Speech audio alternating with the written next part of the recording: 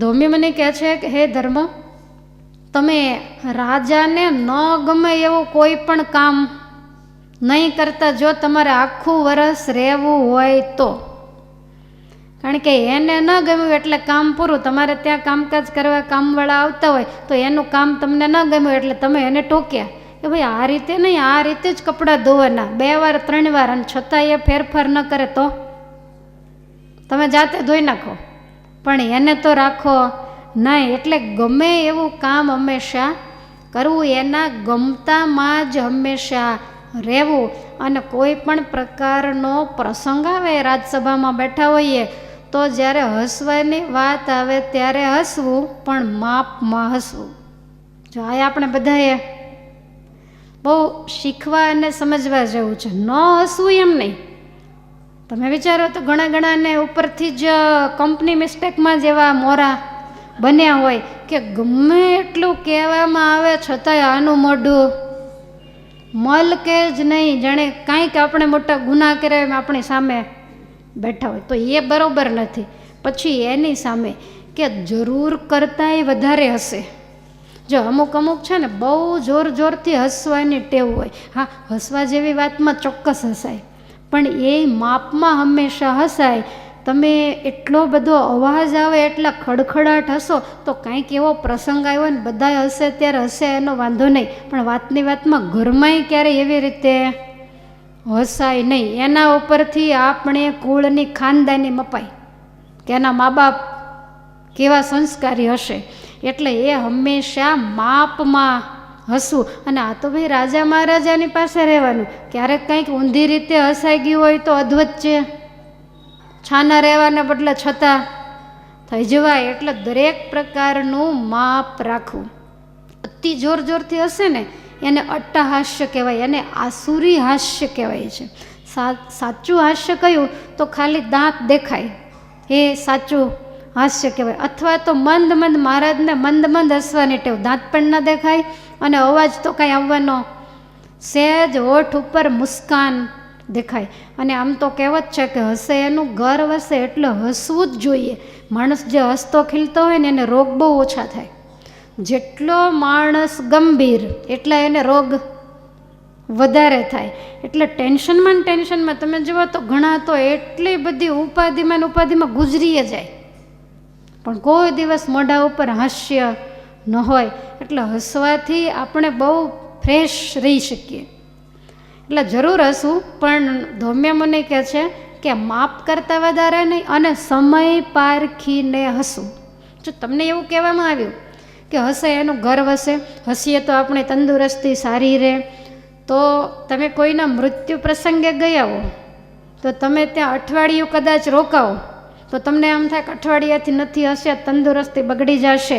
કોઈ આવે કંઈ ખરખર્યા તેને પૂછે કે દાદાને શું થયું હતું, એટલે આપણે પહેલાં જોરથી હસીને પછી કહીએ તો આવી રીતે થયું હતું. તો આ સમય વગરનું હસ્યા કહેવાય. અને એમાં આપણી બુદ્ધિનું, આપણા વિવેકનું માપ નીકળે. પછી લગ્ન પ્રસંગ હોય અને પૂછે કે ક્યારનું મુહૂર્ત આવ્યું છે, તો આપણે એ વખતે સોગ્યું મોઢું કરીને રોતા કહીએ કે ભાઈ આ તારીખ આવી છે, તો એ સમય નથી.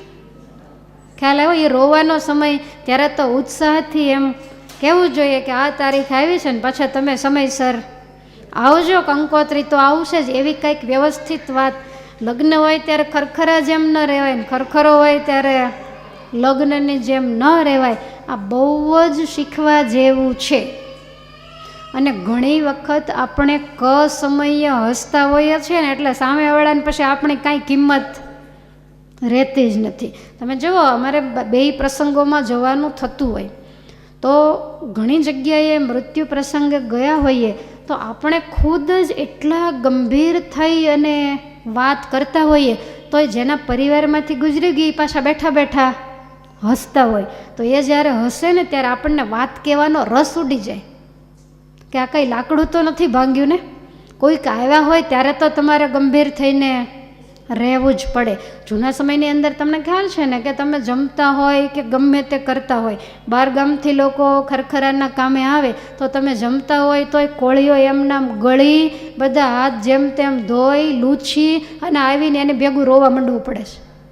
હવે તો બધું નીકળી ગયું, પણ પહેલાં આવું હતું. તો એ વખતે એ રોતા રોતા આવે, તમે કહો કે તમે ઘડીક વાંસળીને કોરે રોવા, હમણાં હું જમીને. આ વિવેક છે? માણસનું જીવન છે ને એ બહુ જ કિંમતી છે, અને માણસને શાસ્ત્રો વગેરેના માધ્યમથી ખૂબ ઘડાવવાની જરૂર છે. તમે એવું નહીં માનશો કે અણઘડ માણસો સંસારમાં ચાલે, બિલકુલ ન ચાલે. આપણામાં માનવતા, ગંભીરતા, સદ્ગુણો, વિવેક, વિનય, આ તો બધું સંસારીની અંદર પણ, એમાં તો અમારા સાધુ કરતાંય વધારે હોવું જોઈએ. કારણ કે તમારે કેટલાયને મોઢે રહેવાનું હોય, એટલે હસવું, માપમાં હસવું, અને બિલકુલ સામે પ્રતિભાવ નહીં આપીને મૌન બેસી પણ ન રહેવું.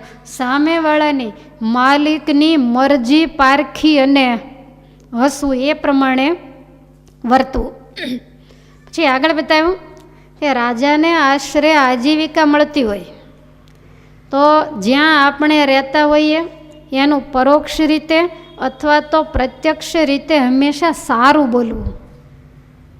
જો જેની પાસે આપણે રહીએ છીએ, જે આપણા અન્નદાતા છે, જે આપણા માલિક છે, જેને ત્યાં આપણે નોકરી વગેરે કાંઈ પણ કરીએ છીએ, તો એની હાજરીમાં જ એનું સારું બોલવું એમ નહીં, એની ગેરહાજરીમાં પણ એનું સારું જ બોલવું.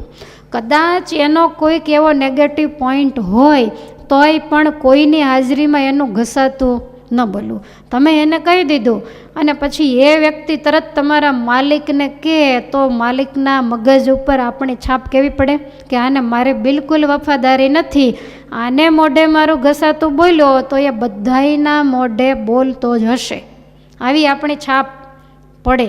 એટલે ટૂંકમાં એવું કે જેનું ખાવું એની સામે ક્યારેય ન થવું. આપણામાં કહેવાય છે ને કે ખાય એનું ખોદે, તો એ માણસ એની જિંદગીમાં ક્યારેય પણ સુખી ન થાય. કોઈ બીજા માણસની સાથે વાતચીત ચાલતી હોય અને રાજા હોય અથવા તો પોતાનો કોઈ માલિક કે કોઈ પણ હોય અને એ જ્યારે આવે ત્યારે એકદમ બંધ થઈ જાય અથવા તો ઝીણું ઝીણું ગુસપુસ કરવા માંડે એટલે પહેલાંને શંકા તરત. એમાંય તમે જોજો, જે માણસ સાંભળતો ન હોય ને, જેના કાન કાચા હોય ને, એને તો બહુ જ શંકા થાય. તમે કોઈ સાથે બોલો એટલે એને એમ જ થાય કે મારી જ કંઈક વાત કરે છે. તમે બિલકુલ અલગ વાત કરતા હો તો એને કાને શબ્દોય પાછા એવા જ અથડાય, કારણ કે શંકા છે એ બહુ ભયંકર છે. એટલે ક્યારેય પણ એની વિરુદ્ધમાં બોલવું નહીં. પછી એને આપણા ઉપરથી ભાવ તૂટી જાય. આપણને નોકરી ધંધામાં ક્યાંય પણ આશરો આપ્યો હોય, તમે કોઈના ઘરે મકાન માલિકને ત્યાં ભાડે રહેતા હોય ને પછી જેટલા આવે એની પાસે ઘસાતું બોલ્યા કરો તો એ તમને કેટલા મહિના રહેવા દે? ભાડું દેતા હો તોય ન રહેવા દે. કારણ કે માણસને રૂપિયા કરતાંય પોતાની માણસાઈ, પોતાની આબરૂ એ વધારે વાલી હોય. માટે સામેવાળી વ્યક્તિને આપણા ઉપરથી વિશ્વાસ દૂર થઈ જાય એવું ક્યારેય ન કરવું. આપણા રોટલા ઉપર પગ ક્યારેય પણ ન મૂકવો. જ્યાં રહેવું એનાથી આડું ક્યારેય પણ ચાલવું નહીં, એની સામે પણ ક્યારેય થવું નહીં. અને કોઈક એવી વાત કરતું હોય, એનું ઘસાતું બોલતું હોય તો આપણે ત્યાંથી નીકળી જવું, પણ એમાં ટાપસી તો ક્યારેય પણ પુરાવવી નહીં. ધૌમ્યમુનિ કહે છે કે કોઈ પણ કામ તમને રાજા બતાવે તો એમાંથી તમે જરાય લાંચ લેતા નહીં, તારવતા નહીં. તમારા માટે જોતું દલાલી નહીં કરતા. એમ દલાલી ધંધામાં થાય, પણ કોઈનું જ્યારે આપણે કામ કરવા બેઠા હોઈએ તો વફાદારી ન રાખીએ ને આવું જો કરીએ તો મુશ્કેલી ઊભી થાય. આડું અવળું ક્યારેય પણ ન કરવું. અને કોઈ વ્યક્તિ એમ માનતી હોય કે આટલા પગારે પૂરું થાય એવું નથી, તો આપણે કાંઈક આડું અવળું કરીએ તો જલ્દી ગાડી બંગલાવાળા થઈ જઈએ. વાતમાં બિલકુલ માલ નથી. બની શકે તમે ગાડી બંગલાવાળા થઈ જાઓ, પણ એ ગાડીને એ બંગલો તમને ક્યારેય સુખ આપે નહીં. એ ગાડી જો ક્યાંક ભટકાણી તમારા જ પાપે તો એ ભૂકા કાઢી નાખે. એટલે ક્યારેય એવું ન વિચારવું કે સાડીમાંથી કાંઈક આઘું પાછું કરી અને આપણે રૂપિયાવાળા થઈએ, કે આપણે ઘરના મકાન બનાવી લઈએ, કે મોજ શોખ કરીએ. કોઈ દિવસ નહીં, કારણ કે અણહકનું કોઈને પચ્યું નથી. તમારી સામે જે દાખલો લઈને હું બેઠી છું, ધૃતરાષ્ટ્ર અણહકનું પચાવ્યું. આખી જિંદગીમાં એ ક્યારેય સુખે ધરાઈને ધાન ખાઈ શક્યા સતત એને બળતરાઓ ચાલુ જ રહે. માટે લાંચ ક્યારેય, લાંચ એટલે અણહકનું. ભગવાને જેટલું આપણને આપ્યું છે એમાં હંમેશા સંતોષ માનવો, અને અણહકનું લેવાથી રૂપિયાવાળા નહીં થવાય. અને કદાચ થવાશે તો 4 દિન કી ચાંદની બીતે આગે બહોત અંધેરા. જેટલું સુખ ભોગ્યું હશે એના દ્વારા એના કરતાં અનંત ગણી પીડાઓને આલોક અને પરલોક બે જગ્યાએ ભોગવવી પડશે. અને મોટો દંડ મળે, જો કંઈક પકડાઈ ગયા અને જેલ ભેગા કર્યા, કાળા પાણીની સજા થઈ તો આખી જિંદગી બગડી જાય. આવી રીતે ધૌમ્ય મુનિએ તો બહુ જાજો ઉપદેશ આપ્યો છે, પણ મારે તો તમને વિદુરજીએ આપેલો ઉપદેશ કહેવાનો છે. તો વિદુર નીતિની અંદર પણ આવી જ રીતે સરસ મજાની વાત કરી છે. હવે વિદુર નીતિની શુભ શરૂઆત થાય છે. બ્રહ્માનંદ સ્વામીએ આ જ વિદુર નીતિની કોપી, એટલે કે આ વિદુર નીતિ ઉપર નીતિ પ્રકાશ નામનો ગ્રંથ લખ્યો છે, જે મેં તમને પાઠશાળામાં નામ નોંધાયું છે.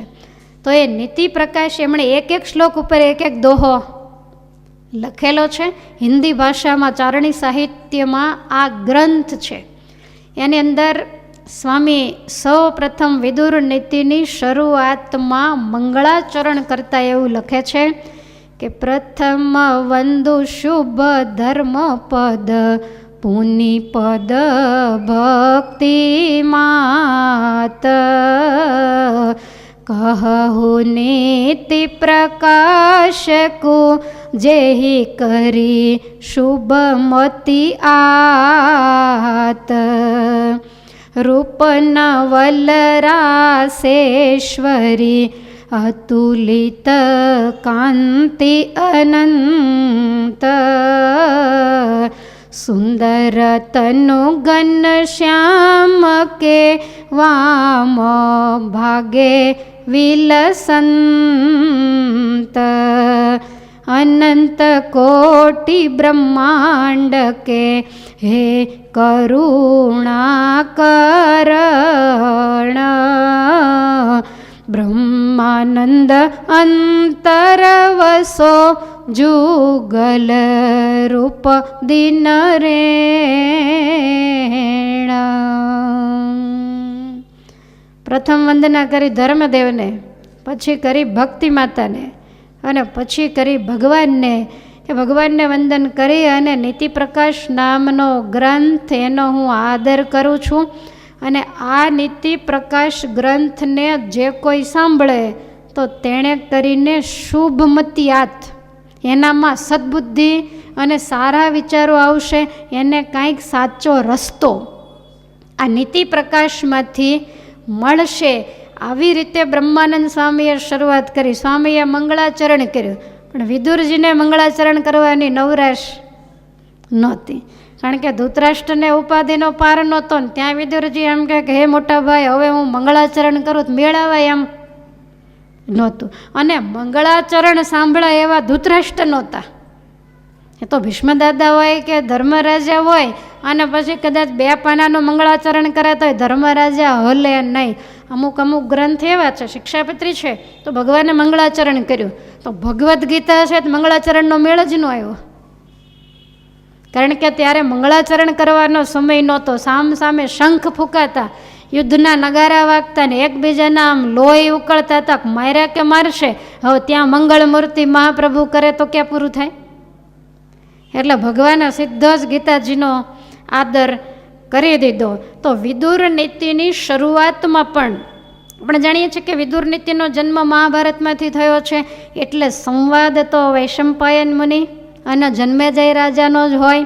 તો શુભ જ્યારે શરૂઆત કરી છે ત્યારે વિદુર નીતિના પહેલા જ શ્લોકની અંદર વૈશંપાયનજી બોલ્યા એમ કહી અને શરૂઆત કરી છે કે દ્વાસ્થમ પ્રાહ મહાપ્રાજ્ઞો ધૃતરાષ્ટ્ર મહીપતિ વિદુરમ દ્રષ્ટુમિચ્છામિ તમિહાનયમાચિરમ પ્રહિતો ધૃતરાષ્ટ્રેણ દૂતક્ષતરમબ્રવીત ઈશ્વરસ્ત્વં મહારાજો મહાપ્રાજ્ઞદિદ્રક્ષતિ.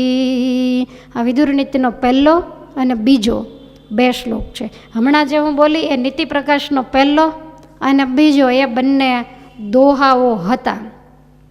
તો ધૃતરાષ્ટ્ર મહારાજાને જ્યારે અતિશય ચિંતા થવા માંડી, રોમ રોમની અંદર દાહ થવા લાગ્યો, રાત્રે નિદ્રા આવતી નથી, ભોજન વગેરે ભાવતા નથી, એ વખતે વૈશંપાયન મુનિ કહે છે કે હે જન્મેજય, ધૃતરાષ્ટ્રને વિચાર થયો કે આ મારી પીડા એને વિદુરજી સિવાય કોઈ મટાડી નહીં શકે. એટલે રાત્રે ને રાત્રે પોતાના દ્વારપાલને બોલાવી અને મહાબુદ્ધિમાન ધૃતરાષ્ટ્રએ દ્વારપાલને કહ્યું કે હું અત્યારે ને અત્યારે વિદુરજીને મળવા માગું છું, માટે એમના નિવાસ સ્થાને જઈ અને એમને તમે તત્કાળ બોલાવી લાવો. એટલે તરત જ દ્વારપાલ વિદુરજીને ત્યાં ગયા. વિદુરજી રાત્રે ધ્યાનમાં બેઠા હતા. એટલે ધ્યાનમાંથી જગાડીને કહ્યું કે અત્યારે ને અત્યારે તમને મહાસમર્થ રાજા ધૃતરાષ્ટ્ર બોલાવે છે, તમારા દર્શન કરવા માગે છે, તમને મળવા માગે છે. જુઓ, નોકરમાં પાછો વિવેક, તમને ખાલી બોલાવે છે એમ નહીં, અત્યારે તમારા દર્શન ઈચ્છે છે, તમને મળવા માગે છે. આવો સરસ શબ્દ વાપર્યો. એટલે વિદુરજી તરત જ રાજાની આજ્ઞા થઈ. રાજ્યના મંત્રી હતા, રાજ્યને વફાદાર હતા. હસ્તિનાપુરનું અહિત થાય એવું એ ક્યારેય ઈચ્છતા નહોતા. એનું અહિત એ જોઈ પણ શકતા નહોતા. ધ્યાનમાંથી તરત જ ઊભા થઈને એના એ જ વસ્ત્રે જ્યાં ધૃતરાષ્ટ્રજીનો રાજમહેલ છે ત્યાં આવ્યા, દરવાજાની બહાર ઊભા રહ્યા અને દ્વારપાલને એમ કહ્યું કે હું આવ્યો છું, એ તમે મહારાજાને જરાક જાણ કરો. એટલે દ્વારપાલે તરત જ કહ્યું કે મહારાજ, તમારી આજ્ઞાથી વિદુરજી તમારી પાસે આવ્યા છે ને તમારા ચરણારવિંદના દર્શનની ઈચ્છા રાખે છે, માટે તમે જો આજ્ઞા આપો તો એમને અહીંયા લઈ આવું. એટલે ધૃતરાષ્ટ્ર કહે છે કે વિદુરને આજ્ઞા લેવાની, કારણ કે જરૂર છે અત્યારે. વિદુરને આજ્ઞા લેવાની હોય નહીં, એ તો ગમે ત્યારે મને મળવા માટે આવી શકે, માટે અત્યારે ને અત્યારે જ તમે એને બોલાવી લાવો. વિદુરજી આવ્યા, સામે ખુરશી નાખી દીધી, પોતે સિંહાસન ઉપર બેઠા છે અને વિદુરજી સામે બેઠા. એટલે વિદુરજીએ તરત નિયમ પ્રમાણે મુજરો કર્યો અને કહ્યું કે મહારાજ, હું વિદુર, આપના રાજ્યનો મંત્રી, આપનો નાનો ભાઈ આપની સામે બેઠો છું, તો મને આજ્ઞા કરો કે મારે શું કામ કરવાનું છે. એટલે ધૃતરાષ્ટ્રજીએ તરત જ શરૂઆત કરી કે સંજયો વિદુર પ્રાજ્ઞો ગર્હિત્વા ચ મામ ગતઃ. મને ઉદ્વેગ વધારેમાં વધારે જો કરાયો હોય ને તો હે વિદુર સંજયે કરાયો છે. અરે સંજય તો તમારો નજીકનો સેવક છે, તો એ તમને ઉદ્વેગ કેવી રીતે કરાવે. એટલે માંડી અને ધૃતરાષ્ટ્રજીએ વાત કરી છે. દ્રુપદ રાજાના પુરોહિત સંધિ માટે, સમાધાન માટે આવેલા, પણ વિદુર તમે તો જાણો જ છો કે દુર્યોધને સંધિ થવા દીધી ને. એમણે 5 ગામ માગ્યા, પણ દુર્યોધને ના પાડી દીધી કે 100ની અણી જેટલી અવની એ હું નહીં આપું. એટલે એ તો ગયો, પણ મને બીક લાગી એટલે મેં સંજયને તરત જ રાજ કચેરીમાંથી મોકલ્યા અને સંજય એમનો સંદેશો લઈને આવ્યા છે પાંડવોનો. પણ મને મળીને એવું કીધું કે હું સંદેશો કાલ આપીશ, આજ નહીં. એટલે મારા હૃદયની અંદર ધબકારા વધ્યા કે આ સારો સંદેશો લાવ્યા હશે કે નબળો. વિદુરજી કહે છે કે મોટા ભાઈ તમને કેમ લાગે છે, તો કે મારું હૃદય તો એમ કહે છે કે સંદેશો નબળો જ હશે. અને વિદુર, મને ખ્યાલ છે પાંડવો ધર્મવાળા છે, નીતિવાળા છે, સત્યવાદી છે, અને એના પક્ષમાં ભગવાન દ્વારિકાધીશ છે, એટલે કાયમને માટે એનો વિજય થાય. અને મારા પુત્રોનો હંમેશને માટે પરાજય જ થવાનો એ પણ નક્કી જ છે. પણ મને બીક એ છે કે યુદ્ધ ન થાય તો સારું. ત્યારે વિદુરજી કહે છે કે મોટા ભાઈ, પાંડવો માટે તમે યુદ્ધ સિવાયનો એકેય રસ્તો ખુલ્લો રહેવા દીધો છે કે યુદ્ધ ન થાય? અને તમારો દુર્યોધન જેમ રાજકુમાર કે રાજપુત્ર છે, તો એવી રીતે પાંચેય પાંડવો છે એ શું રાજાના દીકરા નથી? અને મોટાભાઈ, તમે નથી જાણતા કે આ 84,000 દેશની હસ્તિનાપુરની ગાદી ઉપર તમે ચડી બેઠા છો? એ ગાદી, એ દેશ રજવાડા કોણ જીતીને લાવ્યું છે? અને કાંઈ દેખાતું તો નથી. નીચું જોઈ અને પૃથ્વી માંડ્યા ખોતરવા, પણ બોલે નહીં. અને વિદુરજી આજ ખરા મંત્રી બની ગયા છે. વિદુરજી કહે છે કે તમને ઉદ્વેગ થાય એમાં કાંઈ નવાઈ નથી, કારણ કે તમે ડાબોળિયાવાળી ચાદર ઓઢીને સૂતા છો. ઊંઘ કેવી રીતે આવે? ગમે એવી સરસ મુલાયમ ચાદર હોય પણ એની અંદર ઠેક ઠેકાણે ડાબોળિયા, તો એ વાગ્યા વગરના કેવી રીતે રહે? એટલે તમને સુખ અને શાંતિ મળે એવું તમે ક્યાંય રહેવા દીધું જ નથી. અને ભાઈ, તમારો વાંક નથી, તમારા દીકરાનો વાંક છે. પણ તમે વડીલ હોવા છતાં, મોટા હોવા છતાંય જેમ દીકરો કે એમ જ કરો છો. તમારા દીકરાને કોઈ સારાની સોબત નથી, એને ક્યારેય સારા વિચારો આવ્યા નથી, અને એની અંદર આસક્ત થઈ અને જે તમે પાંડવોને પીડી રહ્યા છો, તો પછી યુદ્ધના નગારા તો વાગશે, કુરુકુળનો નાશ પણ થશે, અને એ બધું જ તમારી નજર સામે જ થશે. હવે આટલું કીધું ને એટલે એણે જ વાતને જરાક ફેરવી નાખી. ધૃતરાષ્ટ્ર કહે છે કે હે વિદુર, મને એક જ પ્રશ્ન થાય છે કે ધર્મરાજાએ સંજયને શું કહેવડાવ્યું છે? જોયું તમે આની બુદ્ધિ પ્રતિભા? જો વાતને તરત ફેરવી નાખી. પણ એટલું એ ન બોલી શક્યા કે હું અડધું રાજ અપાવી દઉં, કે હું દુર્યોધનને સમજાવું ને 5 ગામડા અપાવું. આ તો વાત જ નહીં. સત્તા લાલચું જ બધા જ ભેગા થયા છે કે બધુંય હડપ કરી જવું છે. બસ હકનું હોય તોય ભલે અને અણહકનું હોય તોય ભલે. મારી નિદ્રા ઉડી ગઈ, મારા ગાત્રો બળે છે, માટે વિદુર મને એમ થાય છે કે એ સવારે શું કહેશે? એટલા બધા ઉજાગરાથી હું બળી રહ્યો છું, માટે મને શાંતિ થાય એવા કંઈક હિતના વચનો તું મને કહે. આમ મને અશાંતિ હતી પણ આટલી બધી નહીં. સંજયના આવ્યા પછી મારી અશાંતિ વધી ગઈ છે, માટે મને અતિશય ચિંતા છે, માટે મને કોઈ પણ રસ્તો બતાવ્યો. ત્યારે વિદુરજી મહારાજ એવું કહે છે કે તમને નિદ્રા નથી આવતી, તમને બળતરા થાય છે, અને એટલા માટે તમે મને બોલાવ્યો છે કે હું તમને કંઈક ઊંઘ આવે એવી ઔષધ આપું. હવે આ ઔષધિ ઊંઘ કેવી રીતે આવે ને કોને ન આવે? ઔષધિ 8 અધ્યાયમાં વિદુરજીએ આપી છે. બ્રહ્માનંદ સ્વામીએ નીતિ પ્રકાશમાં આ વાતને બતાવી કે વિના સહાય અરુબલહીના દારુણ વૈરસ બલ સેકીના ધન અરુ ઉદ્ધત ચોર કહાવે એ ચારુ નિત્ય દુખી રહાવે ઇનકે હોવત નિંદ વિનાશા નિષદિન ઢારત રહત વિશ્વાસા એ તે દોષ તો નહીં કछु ભાઈ પર ધન ઈચ્છા તો મન માહી. વિદુર નીતિનો 13મો અને 14મો આ શ્લોક છે. તો વિદુરજી કહે છે કે ભાઈ આટલાને ઊંઘ ના આવે. કોને કોને? તો કે જે દુર્બળ છે, કહેતા બીજાથી દબાઈ ગયેલો છે. તો મોટા ભાઈ, તમે કોઈથી દબાઈ ગયેલા તો નથી ને?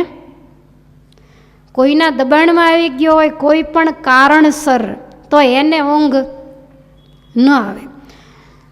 દાખલા તરીકે ઘરની પરિસ્થિતિ બહુ નાજુક હોય, ઘર ખાનદાન હોય, અને કુટુંબની અંદર કોઈ યુવાન વ્યક્તિને ભયંકર જીવલેણ રોગ લાગુ પડે, અને એ વ્યક્તિ છે એ ઘરનો આધાર હોય, એની કમાણી ઉપર જ બધાની આજીવિકા ચાલતી હોય, બાળકો બિલકુલ નાના હોય, માતા પિતા વૃદ્ધ હોય. હવે આવી પરિસ્થિતિ આવે તો ઘરની અંદર પૈસા છે નહીં, ગરીબ માણસ છે, વ્યાજે લઈ શકે એવું નથી, કોઈની પાસેથી ઉછીના વગેરે કરવું પડે એવું છે, સગા કુટુંબીઓમાં કોઈને એવી સ્થિતિ નથી અથવા તો દેતા નથી. તો એવી પોઝિશનમાં માણસે કોઈ પણની પાસે હાથ લાંબો કરવો પડે કે ભાઈ 2 લાખ રૂપિયાની જરૂર છે અને જ્યારે 2-3 વર્ષે જ્યારે થશે ત્યારે હું તમને પાછા આપી દઈશ, અત્યારે દવાખાના માટે ખૂબ જરૂર છે. હવે વડીલો વૃદ્ધ હોય અને ભાઈને આ તકલીફ હોય તો આ કામ બેને જ મજબૂત થઈ અને કરવું પડે, દવાખાનાના દોડા બધું જ કરવું પડે. એટલે પાડોશમાંથી કોઈ એવા હોય દયાળુ તો એમણે વળી કંઈક 2-5 લાખ રૂપિયા આપ્યા, બીજું કાંઈ જે સીધું સામાન જરૂર પડે એ વગેરે આપતા હોય. હવે આવું બધું થાય એટલે ઘણી વખત પછી એમને ત્યાં મહેમાન આવે અથવા તો કંઈક એવો પ્રસંગ આવે તો આપણે એના રૂપિયા લીધા એટલે આપણે તો એનાથી દબાવવું પડે, એટલે બોલાવવા આવે કે આટલું કામ છે, ઘર સાફ કરવું છે તો આવજો ને, એટલે આપણે જવું પડે. અને ગયા વધારે આવરો થયો, આપણને દુર્બળ માન્યા અને બની શકે કે સ્ત્રી ખૂબ રૂપવાન હોય, ગુણિયલ હોય અને એ બાજુવાળાની નજર બગડી તો હવે એની નજર બગડી અને એણે તમને ફસાવ્યા અને તમે એનામાં રસ ન લીધો તો એણે એમ કીધું કે કાલને કાલ મારા 5 લાખ આપી જાય છે, તમે 5 લાખ ક્યાંથી આપો?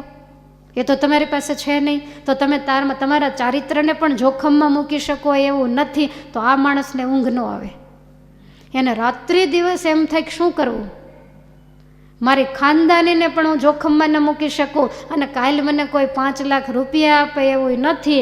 એટલે એના આખા પરિવારને, પછી આ ખાનદાન છે એટલે ઘેર વાતય કરે કે આવું મને બાજુવાળાએ કીધું, બધાની ઊંઘ ઉડી જાય. તો આને શું કહેવાય? દુર્બળથી દબાયેલો હોય. અને આવી દબાવણીઓ ખૂબ જ થતી હોય છે.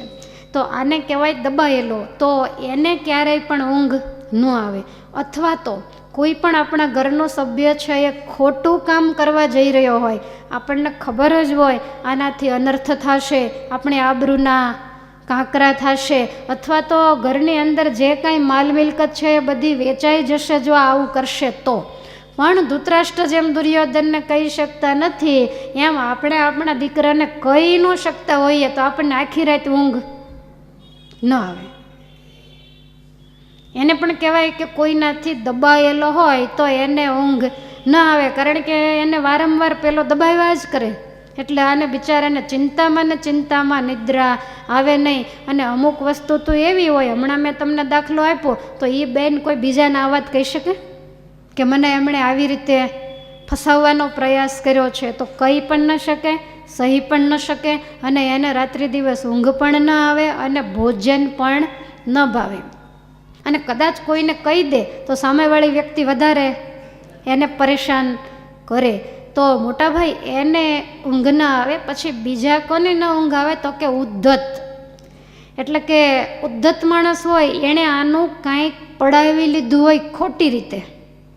ઘણી વખત એવું થતું હોય કે આને ખબર ન હોય, બિચારા અભણ માણસ હોય, એની પાસે લખાવીને ખોટા દસ્તાવેજોમાં સાઈનો કરાવીને એની જમીન મકાનો પડાવી લેતા પણ હોય. એવા લોકો પણ આ દુનિયામાં જીવે છે.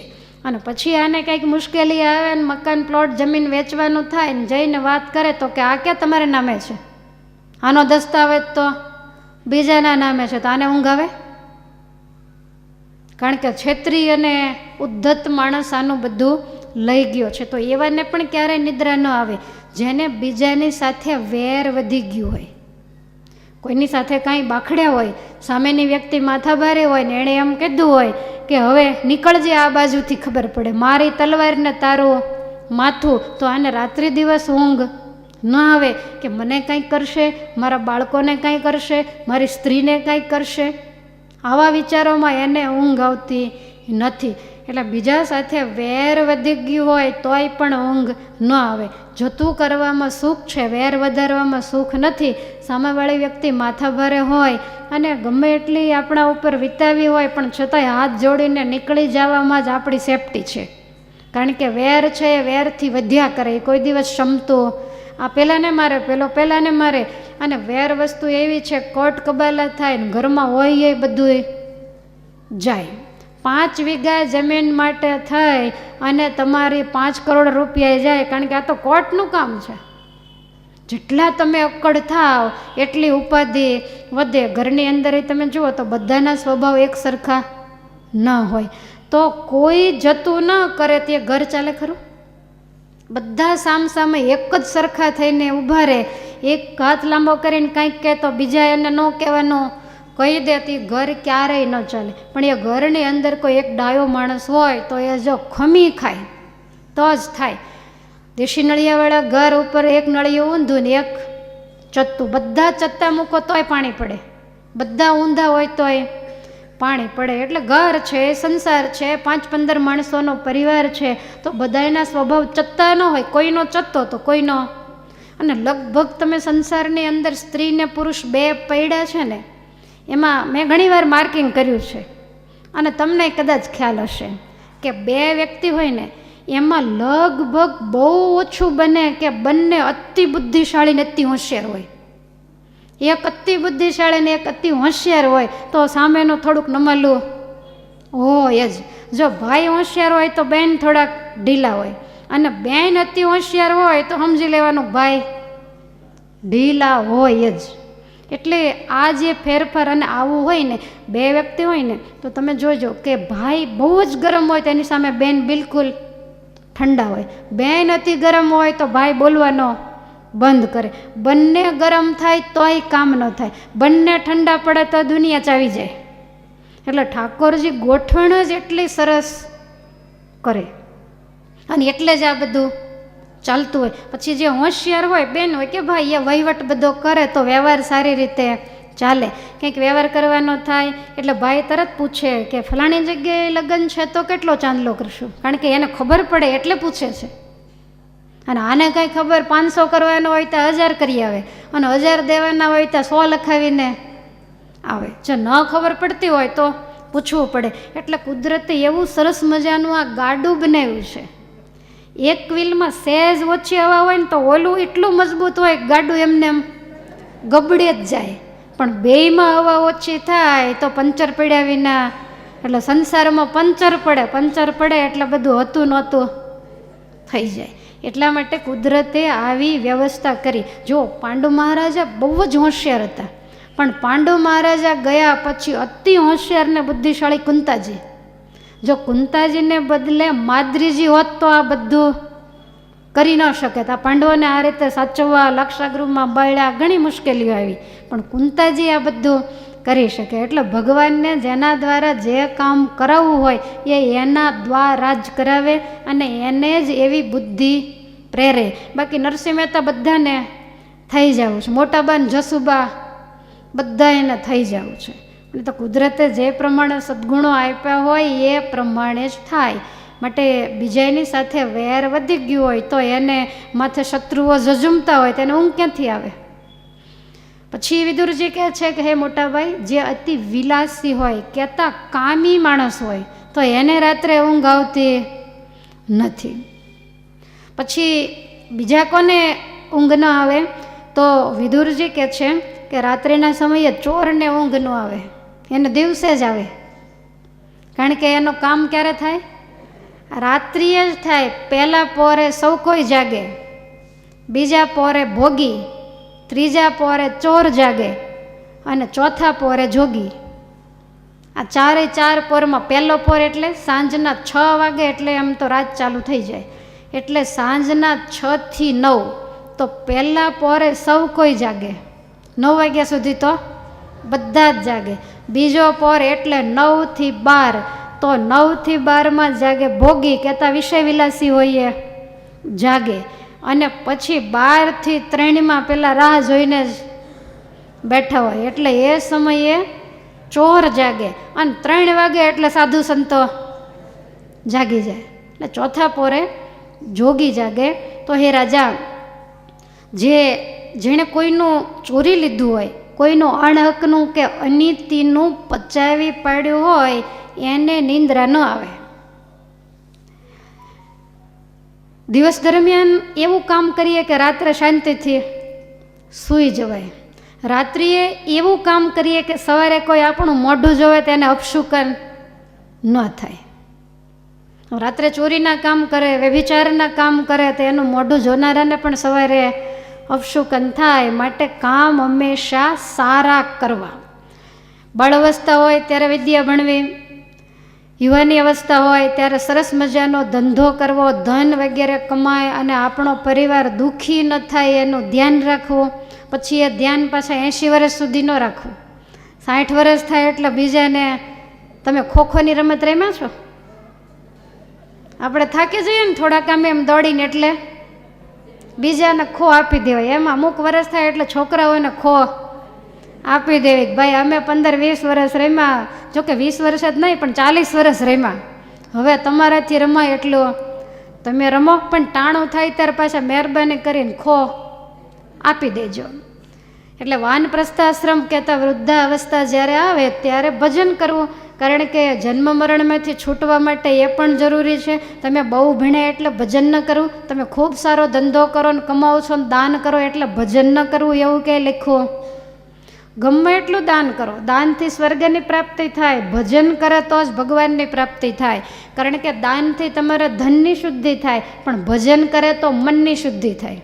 તો અક્ષરધામમાં તમારા તનને નથી રહેવાનું, તમારા ધનને નથી રહેવાનું, તમારા મનને રહેવાનું છે. તો એ જ્યાં સુધી માયાના કિચડમાંથી છૂટો ન થાય ત્યાં સુધી અક્ષરધામમાં ઠાકોરજી બિરુદ છે એને લઈ જાય તોય ત્યાં ટકે નહીં, ત્યાંથી પાછો આવે. તો હે મોટા ભાઈ, જેના શરીરની અંદર બહુ રોગ હોય, કષ્ટ હોય, સૂતા હોય તોય શાંતિ ન હોય, હાડકાઓ દુખ્યા કરતા હોય, માથા દુખ્યા કરતા હોય, શરીરમાં ઝીણું ઝીણું કળતર ચાલુ જ હોય, આજુબાજુમાં લોકો નસકોરા બોલાવે તો આને ક્રોધ ચડે, કારણ કે આને ઊંઘ આવતી નથી. તો આવી જેને પીડા હોય એને ઊંઘ ના આવે, તે તમને કંઈ રોગ થયો છે? ધૃતરાષ્ટ્ર જવાબ નથી આપતા કાંઈ. વિદુર, બહુ સરસ તારી વાત મને ગમે છે, માટે આગળ બોલ. વિદુરજી કહે છે, કોકનું લઈ લીધું હોય ને કોકના નિસાસા લીધા હોય, કોઈની હાઈ લાગી ગઈ હોય તો એને ઊંઘ નથી આવતી. માટે હે ભાઈ, આટલી વાત મેં તમને બતાવી, આમાંથી તમે તો એવું કંઈ નથી કર્યું ને? ધૃતરાષ્ટ્ર એક પણ શબ્દ નથી બોલતા. ત્યારે થોડીક આંખ લાલ કરી અને વિદુરજી કહે છે કે હે મોટા ભાઈ, દુર્યોધન જે તમારો દીકરો છે એને આખી દુનિયા જાણે છે. તમે એવું નહીં માનશો કે કોઈને ખબર નથી, અને એના કર્મો એમાંથી એને તમે સહેજ પણ પાછો વાળી શક્યા નથી. તમને બધુંય જ્ઞાન છે, તમે ધર્મવાળા છો, તમે સત્યવાદી, બધું જ છે, પણ તમારા દીકરાનું મોઢું જ્યારે તમે જુઓ ને ત્યારે તમે બધુંય ભૂલી જાઓ છો. ત્યારે તમે ખરા અર્થમાં ધૃતરાષ્ટ્ર રહેતા નથી. ત્યારે તમારી વૃત્તિ પુત્ર મોહની અંદર એટલી બધી આસક્ત થઈ જાય છે, એટલે બની શકે કે એને કારણે તમને ઊંઘ આવતી નથી. ધૃતરાષ્ટ્રને વિદુરજી કહે છે કે બહુ ભૂખ લાગી હોય તો ઊંઘ ન આવે, તો તમને ભૂખ તો નથી લાગી ને? આ એવું હોય, બહુ ભૂખ લાગી હોય તો ઊંઘ, અને ઘણાને ભૂખા ખૂબ જ ઊંઘ આવે. માટે એવું કંઈ હોય તો કહેજો. અને કંઈક ચિંતા હોય, કોઈ પણ પ્રકારની માણસને ચિંતા હોય, પછી ધંધાની હોય, દીકરા દીકરીઓની કોઈ પણ હોય તો ઊંઘ ના આવે. ધંધામાં બહુ મોટી ખોટ ગઈ હોય તો પરિવારની અંદર જેટલા સમજદાર વ્યક્તિ હોય એને રાત્રે કોઈને રાતના 12 વાગે 2 વાગે તોય પથારીમાં પગ ઘસતા હોય પણ ઊંઘ ના આવે. સતત વિચાર આવે કે આનો શું રસ્તો કરશું, આમાંથી કેમ બહાર નીકળશું. તો એને ઊંઘ ના આવે. તમારા દીકરા દીકરીઓ યુવાન થઈ ગયા હોય અને એના સગપણ ન થતા હોય તોય રાત્રે ઊંઘ ન આવે. તમારા દીકરાઓ કરતાં નાની ઉંમરના હોય, એના લગ્ન વગેરે થઈ ગયા હોય તો તમને રાત્રિ દિવસ ચિંતા હોય કે અમારું ક્યારે થશે, તોય ઊંઘ ન આવે. તમારા દીકરા દીકરીઓ તમારા કયામાં ન હોય અને એણે કંઈક અવળું પગલું ભર્યું હોય કે જે પગલું તમને સમાજમાં નીચું જોવડાવે, તમારી આબરૂના કાંકરા કરે, તોય તમને રાત્રે ઊંઘ ના આવે. એ લોકોએ ભલે એનું કામ પતાવી દીધું હોય પણ છતાંય ખાનદાન માણસને એમ થાય કે હું 5માં પૂછાના રહું, દુનિયાને શું મોઢું બતાવીશ. બાપની કમાયેલી ઘણી બધી કમાણી હોય અને એ દીકરાએ ગમે ત્યાં ઉડાડી દીધી હોય તોય બાપને ઊંઘ ન આવે કે સમાજ પાસે હું શું મોઢું લઈને જઈશ. એને રાત્રિ દિવસ ચિંતા થાય કે હું મારું બધું આપી દઈશ તો આમાંથી બહાર નહીં નીકળું, અને કદાચ બહાર નીકળું પણ મારી કિંમત ગયેલી ફરીવાર નહીં આવે. આવા વિચારો આવે તો એને ક્યારેય પણ નિદ્રા નથી આવતી. એટલે ઊંઘ નહીં આવવાના ઘણા બધા કારણ. તમારો દીકરો અવળી લાઈને ચડી ગયો હોય, પીવા માંડ્યો હોય, સટ્ટાબાજીઓ રમવા માંડ્યો હોય, ઘરેણાં વગેરે બધું દાવમાં મૂકીને તમને પૂછ્યા વિના હારી ગયો હોય, તો ઊંઘ આવે? તોય પણ ઊંઘ નથી આવતી. ક્યારેક ક્યારેક કાંઈક કારણ વગરના એવા વિચારોએ ચડી જઈએ તોય ઊંઘ નથી આવતી. આપણા નજીકના સંબંધીઓને કંઈક પીડા હોય ને એના વિચારમાં ચડી ગયા હોઈએ તોય પણ ઊંઘ હરામ થઈ જાય છે. એટલે રાત્રે ઊંઘ ન આવે. ધૃતરાષ્ટ્રજીને વિદુરજી એવું કહે છે કે ઊંઘ ન આવે ને તોય સૂઈ રહેવાય પથારીમાં, ભગવાનને યાદ કરાય, કંઈક ભગવાનની મૂર્તિનું ચિંતન કરાય. પણ ઊંઘ ન આવે તો ઊભા થાય. અને ઘણાને ટેવ હોય કે ઓસરીમાં બીજે ત્રીજે ફળિયામાં આટા મારે, અગાશીમાં જઈને આટા મારે. તો રાત્રિના સમયે આ કામ ક્યાં રહી ન કરાય. રાત્રિના સમયે તમને ઊંઘ નથી આવતી અને તમે અગાશીમાં જઈ અને આટા ફેરા મારો છો. તમે આટા ફેરા મારતા હો અને આડોશી પાડોશી જાગે તો કાંઈક જુદી નજરે જોવે. ભાઈઓ આટા ફેરા મારતા હોય અને બનવા કાળા બાજુના ઘરમાં કંઈક ચોરી વગેરે થાય એટલે પહેલાંને તરત એમ થાય કે આ ભાઈ રાતે 2 વાગ્યે અગાશીમાં મેં આટા મારતા જોયા થાય. એટલે તરત જ શંકાનું સ્થાન આપણે બની જઈએ.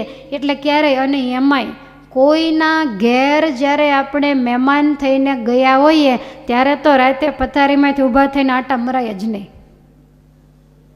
કારણ કે એ ઘરની અંદર રાત્રે કોઈ પણ કારણથી કાંઈ પણ નુકસાની થાય, તમે ગમે એટલા વફાદાર હો ને તોય એને શંકા જાય. કારણ કે માણસનો સ્વભાવ જ એવો શંકાશીલ છે. એટલે ક્યાંય પણ ન જવાય. પથારીમાં બેસીને એવું લાગે તો માળાને ગૌમુખી લઈ લેવાય. કદાચ ઊંઘ ના આવે તો હોઠ ફફડાવીને સ્વામિનારાયણ સ્વામિનારાયણ એમ કરીએ એટલે વહેલી મોડી ઊંઘ આવી જાય. અને નહીંતર પછી આયુર્વેદના ઉપચાર કરવા.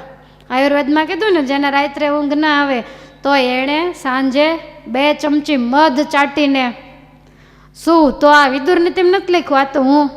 કારણ કે તમે એવું કહો કે અમારે કોઈ મુશ્કેલી નથી તોય ઊંઘ નથી આવતી, તો શું કરવું? તો એના માટે પછી દવા કરાય.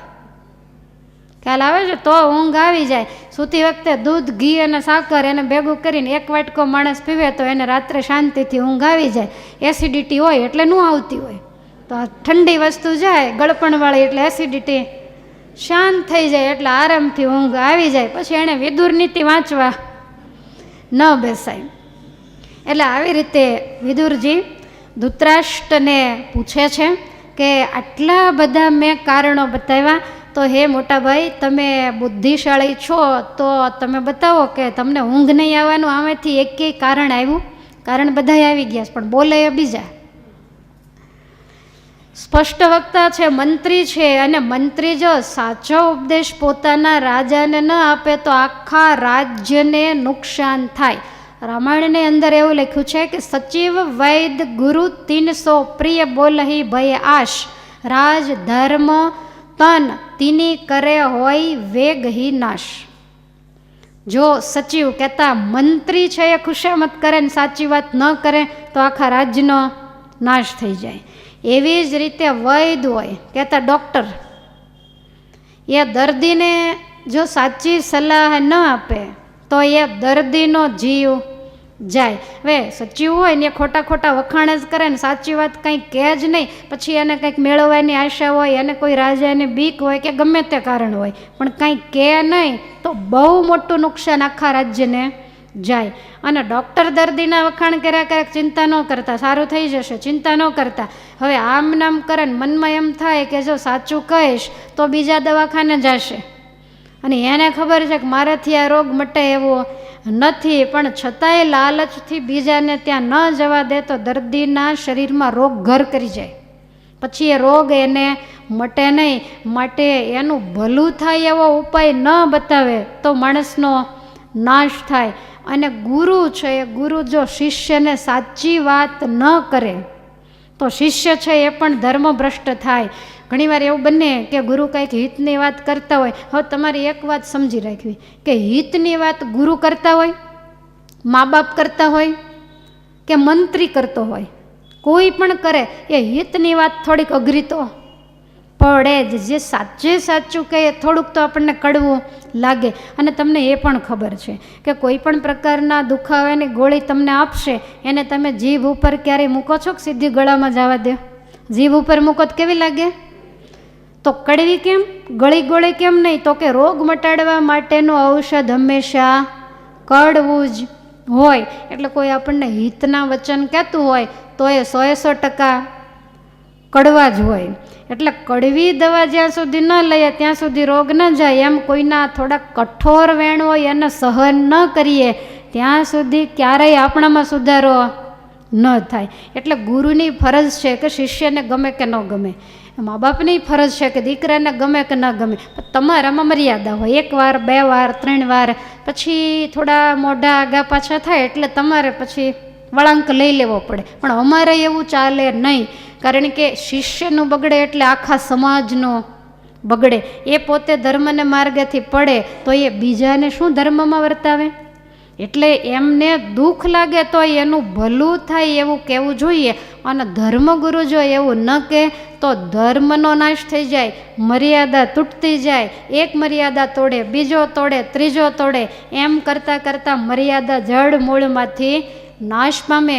માટે શિષ્ય મૂંઝાય તોય પણ ધર્મની વાત ગુરુએ જરૂર કરવી જ જોઈએ. લોયાનું 6ઠું વચનામૃત ભગવાન શ્રી હરિનો પ્રશ્ન છે કે કેવા સાધુનો સંગ કરવો અને કેવાનો ન કરવો. ત્યારે મહારાજે કહ્યું કે વર્તમાન સુદ્ધા સારા પાડતો હોય. આ વર્તમાનમાં ખામી હોય ને ગુરુને છોડી દે તો સમજ્યા, પણ પૂરેપૂરા સારદાર વર્તમાન પાડતો હોય, ભગવાનનો નિશ્ચય પણ ખૂબ સારો હોય અને એની પાસે આપણે રહેતા હોઈએ તોય આપણને ટોકે નહીં, પંપોળીને રાખે અને જાપરો રાખે, હાથ ફેરવે, આપણી ભૂલને દબાવે પણ આપણને સાચું સમજાવે નહીં. તો તે મુક્તાનંદ સ્વામી જેવો લોક વ્યવહારે કરીને મોટો કહેવાતો હોય તો એનો સંગ ન કરવો. અને બીજો સંત પોતાને વારે વારે ટોક્યા કરે, જે સ્વભાવ દેખે એ સ્વભાવને છોડાવવાની મહેનત કરે અને બિલકુલ લલોચપો ના રાખે ને સ્વભાવ ટળે નહીં ત્યાં સુધી ટોક્યા જ કરે, તો એ સાધુ લોક વ્યવહારે મોટો ન કહેવાતો હોય ને તો એની ભેગું રહેવું. કારણ કે ઓલો મુક્તાનંદ સ્વામી જેવો છે પણ એ આપણા જીવનું રૂડો નહીં કરે. અને પેલો ગુણાતીતાનંદ સ્વામીએ કીધું એમ કે એક સાધુ છે એ મશરૂના ગાદલામાં સુવડાવે, એક ગુરુ છે પણ એ નરકમાં મોકલે, અને એક છે એ ખાસડા મારે પણ એ ધકાવીને ધામ ભેગા કરે. માટે આપણું હિત ક્યાં છે એ જોવું, અને સારા એ સંપ્રદાયનું, આપણે આખી હિન્દુ સંસ્કૃતિનું હિત ક્યાં છે એ જોવું જરૂરી છે.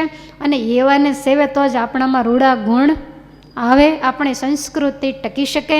વિદુરજી કહે છે કે ભાઈ તમે તો તમારે મુખે કાંઈ, તમારે નેત્રો તો નથી પણ મને લાગે છે કે તમારે જીભ પણ નથી, ઊંઘ નહીં આવવાના આટલા બધા કારણ બતાવ્યા ને તમે એમાંથી એકેય કારણમાં સંમત થતા નથી. પણ મોટાભાઈ મારું માનવું છે કે મેં બતાવ્યા ને એ કારણ બહાર તમારું કોઈ ઊંઘ નહીં આવવાનું કારણ નથી, અને તમે નહીં કહો તો હવે મારે જ તમને કહેવું પડશે.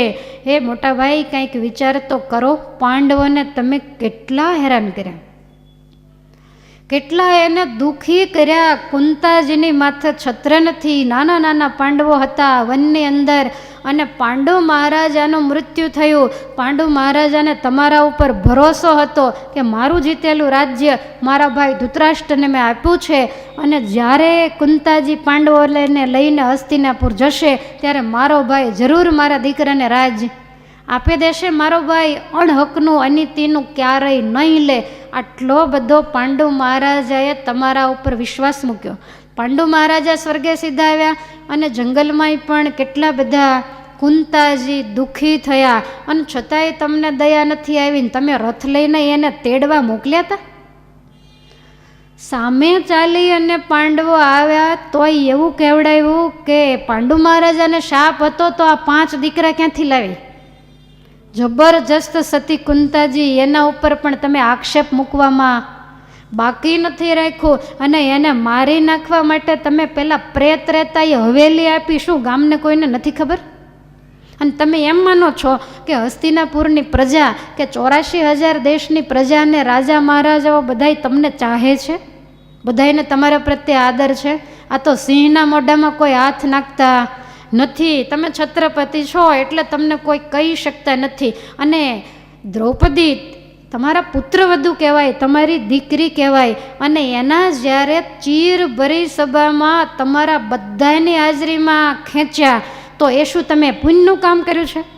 અને અત્યારે તમે અજાણ્યા થઈને એમ વિચારો છો કે મેં કોઈ અન્યાય નથી કર્યો. આનાથી મોટો બીજો કોઈ અન્યાય ન હોઈ શકે. હું તો ઊભો થઈને જતો રહ્યો, પણ તમે તો મોટા ભાઈ મોંમાંથી એટલું ન બોલી શક્યા કે દુર્યોધન આ બરોબર નથી. ભલે બધું પાંડવોનું લઈ લીધું, એને વનવાસ આપી દો, પણ આપણી કુળ વધુની ઇજ્જત આ ભરી સભામાં ખેંચાય તો એ ઇજ્જત ખાલી દ્રૌપદીને નહીં, આપણા આખા કુરુ વંશને ઇજ્જત જાય છે એવો તમને જરાય વિચાર નહોતો આવ્યો? અને તમને આંખથી નહોતું દેખાતું, પણ દ્રૌપદી જે ભરી સભામાં ચિત્કાર કરતા એ તમને કાંઈ સંભળાતું જ નહોતું? અને તમે ફરિયાદ કરો છો કે મને ઊંઘ નથી આવતી. ભીમસેનને ઝેરના લાડવા તમને પૂછ્યા વગર દુર્યોધને આપ્યા હતા, કારણ કે આને જ કીધું હતું. શકુની આઈડિયા બતાવ્યો એટલે દુર્યોધને તરત ધૃતરાષ્ટ્રને પૂછ્યું. અને ભીમસેન જ્યારે જમવા ગયા ત્યારે દરવાજે ધૃતરાષ્ટ્ર જ બેઠા હતા. એણે જ કીધું કે ઉપર જા, ત્યાં તારા માટે લાડુ તૈયાર કર્યા છે. તો શું આ બધી તમને ખબર નહોતી? લાક્ષાગૃહની જ્યારે રચના થઈ ત્યારે લાક્ષાગૃહ શા માટે થયું એની તમને ખબર નહોતી? તમે એ નિર્દોષ પાંચેય પાંડવોને બાળવા માટેના પ્રયાસ કર્યા, અને અમે આટલા વર્ષોથી જોઈએ છીએ કે એ પાંચેય ભાઈઓએ તમને પિતાજી સિવાય ક્યારેય બોલાવ્યા નથી. સગા બાપ કરતાંય તમારી સાથે એણે કેવી લાગણી રાખી, અને એનું ફળ તમે એને આ દીધું. તમે મોટાભાઈ વિચાર કરો કે તમે આટલા વર્ષમાં ક્યારે પાંડવોની સાથે સરખો વર્તાવ કર્યો છે? તમે કંઈ ઇન્દ્રપ્રસ્થ એને એમને એમ આપ્યું નથી. એ તો ભીમસેને બોચી દબાવી દુર્યોધનની કે આપ નહીતર મારી નાખીશ, ત્યારે એ તમે ઇન્દ્રપ્રસ્થ આપ્યું છે. અને તમારા પુત્રની અંદર કેટલા ગુણ છે એની તમને નથી ખબર? આખી દુનિયાને ખબર છે. દુર્યોધનથી આખું હસ્તિનાપુર ત્રાસી ગયું છે. એના કર્મને બધાય જાણે છે, અને સંગ કોનો છે એ બધા એને ખબર છે. અને મોટા ભાઈ, મારા શબ્દ તમને કડવા લાગશે, પણ તમારો દીકરો દુર્યોધન છે ને, એ તમારો દીકરો નથી. તમારું ગયા જન્મનું પાપ તમારા દુર્યોધન રૂપે તમારે ઘેર આવ્યું છે, અને એ આજ તમે બધાય ભોગવી રહ્યા છો. જેવી રીતે મહારાજા જનકનું સમગ્ર પુણ્ય દીકરી સીતાજી રૂપે આવ્યું, મહારાજા દશરથનું સમગ્ર પુણ્ય ભગવાન રઘુનંદન સ્વરૂપે પ્રગટ થયું, એમ આજ તમારે ત્યાં તમારો દીકરો નહીં પણ તમારું પાપ આવ્યું છે. અને ઘણી વખત સંસારીના ઘરમાં એના પાપ સ્વરૂપે દીકરા દીકરીઓ બધાય આવતા હોય છે. મા બાપને ક્યારેય શાંતિ લેવા ન દે. કેટલાય માગણાવાળા હોય એટલે જન્મે ત્યારથી બીમાર હોય, ખોટા કામ કરે, દેણા કર્યા કરે, મા બાપ ભર્યા જ કરે. માની લેવાનું કે આ કાંઈક પૂર્વનો આપણે લીધું હશે એટલે માગવા આવ્યા. તો કોઈ દેવાવાળા હોય, પિતાઓ ભૂલ કર્યા કરે ને પુત્ર મહેનત કરી કરીને રૂપિયા ભર્યા કરે, એવા પણ હોય. ઘણાય મા બાપની કિંમતના કાંકરા કરે તે પૂર્વજન્મના કાંઈક દુશ્મન પણ હોય. એટલે અલગ અલગ પ્રકારે બધાય આવતા હોય. ઘણાય સરભર કરવા માટે આવ્યા હોય, સરસ રીતે રળે કમાય અને બધાનું પોષણ કરે, ને અંતે જ્યારે હિસાબ પૂરો થાય ત્યારે આ લોકમાંથી જતા રહે.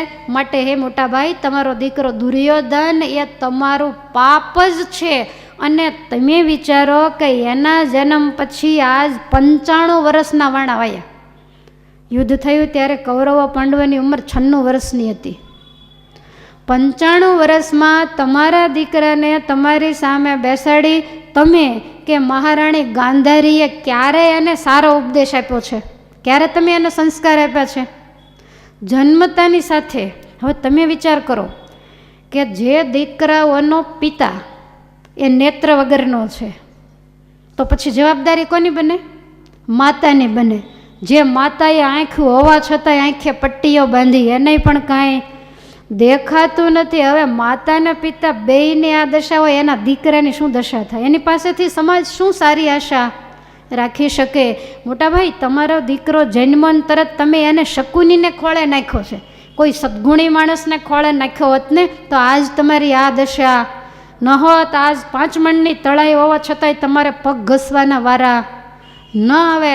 પણ તમારા દીકરાએ કાયમને માટે જેમ શકુની કે એમ કર્યું, અને શકુનીએ ક્યારેય તમારું હિત નથી ઈચ્છ્યું. એણે કોઈ દિવસ તમને હિતનો ઉપદેશ નથી આપ્યો. માટે જો તમારા કુળનું ભલું ઈચ્છતા હોય ને તો દુર્યોધનનો ત્યાગ કરો, એ કે એમ ક્યારેય તમે કરશો નહીં. અને જો આખા કુળનું ભલું થતું હોય ને તો એક દુષ્ટ દીકરો હોય ને તો એનો ત્યાગ કરવો જ પડે. આપણે જાણીએ ભાગવતમાં કથા છે કે અંગરાજાને ત્યાં વેન એ દુષ્ટ હતો અતિશય, તો બધાએ ફરિયાદ કરી, છોકરાઓને કૂવામાં નાખી દે અને બ્રાહ્મણોને હેરાન કરે, આવું બધું કરતો. પ્રજાએ ફરિયાદ કરી કે મહારાજ તમારા રાજકુમાર આવું કરે છે. એટલે પોતાનો દીકરો હોવા છતાંય પોતાનો સ્વાર્થ નથી જોયો, આખા રાજ્યનો સ્વાર્થ જોઈ અને એણે વેનને હદપાર કર્યો કે જેથી કરીને એક દુષ્ટ માણસ જતો રહે તો બધા સુખી થાય. એટલે કુટુંબનું ભલું થતું હોય તો એક દીકરાનો ત્યાગ કરવો પડે તો કરવો, એનું માનવું નહીં, એક કે એમ ક્યારેય કરવું નહીં. કારણ કે એમાં આખા કુળનો હિત છે. ગામનું ભલું થતું હોય તો કુળનો ત્યાગ કરી દેવો, અને આખા દેશનું ભલું થતું હોય તો ગામનો ત્યાગ કરવો પડે તો એ કરી દેવો, અને આપણા આત્માનું કલ્યાણ થતું હોય તો આખી પૃથ્વીનો ત્યાગ કરવો પડે તો પણ કરી દેવો. પણ જીવનું કલ્યાણ થાય એ મુખ્ય બાબત છે. માટે હે રાજા, કુંતાજીની માથે છત્ર નથી. હાવ નાના નાના દીકરાઓને મૂકી અને પાંડુ મહારાજા ગયા, એ દીકરાઓને કેમ મોટા કરે એને ખ્યાલ. એ કુંતીભોજ મહારાજાના રાજકુમારી, એ કોઈ સામાન્ય સ્ત્રી નથી. કેટલી બધી આશાથી પાંડુ મહારાજાની સાથે પરણેલા. તમે મોટા છો, પાંડુ મહારાજા નાના છે, એટલે મર્યાદાને કારણે એ તમને આવીને કાંઈ કહી શકતા નથી. ખૂબ ડાયા છે એટલે મને પણ કાંઈ કહેતા નથી. પણ એના દીકરાઓને તમે ભિક્ષુકોની જેમ હસ્તિનાપુરમાં રખડાવો છો તો એ માતાનું કાળજું શું નહીં કકળતું હોય? તો તમે શું એના આશીર્વાદ લીધા છે એટલે તમને ઊંઘ આવે? અને એ પોતાના પુત્રોને રાજ્યની ઈચ્છાથી મોટા કરે છે. અને સંસારની અંદર પણ ઘણા એને અનુભવ હોય કે લગ્ન થયા હોય, 6-12 મહિનાનો દીકરો હોય અને કોઈ પણ કારણસર પુરુષનું મૃત્યુ થાય એટલે સ્ત્રી છે એ પાંગળી બની જાય અને એને સંસારમાં પછી જીવવાનો કોઈ રસ ન રહે.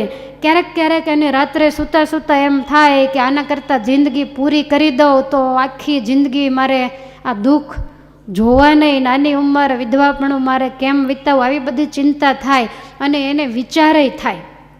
રાત્રે લાઇટ કરે, ઊભી થાય, ક્યાંકથી દવા વગેરે શોધે, ત્યાં ઘોડિયામાં સૂતેલું 6-12 મહિનાનું છોકરું જાગી જાય ને જાગે ને આમ માની નજર જાય ને પેલું છોકરું કિલકિલાટ જે કરતું હોય ત્યાં માતાને એમ થાય કરે રે હું જાઈશ તો આનું શું? દુનિયામાં મારો ધડો કરાય એવું કુટુંબમાં કોઈ નથી, તો મારા દીકરાનું શું, મારા કંઈક પાપ હશે પણ મારા પુત્રનું શું? એમ વિચારી અને વળી પાછી કાળજો કઠણ કરી અને મરવાનો વિચાર માંડી વાળે. તો કુંતાજીએ નક્કી જ કર્યું હતું. પાંડુ મહારાજાનું મૃત્યુ થયું, પાંડવો નાના નાના હતા અને કુંતાજીએ તરત જ ચિત્તા તૈયાર થઈ એટલે માદ્રીના હાથમાં 5-5ના કાંડા સોંપીને કીધું કે મારે હવે જીવીને કાંઈ કામ નથી એટલે હું સતી થાઉં છું અને તમે 5 દીકરાઓને મોટા કરજો. એ વખતે માદ્રીજી બહુ રડવા માંડ્યા.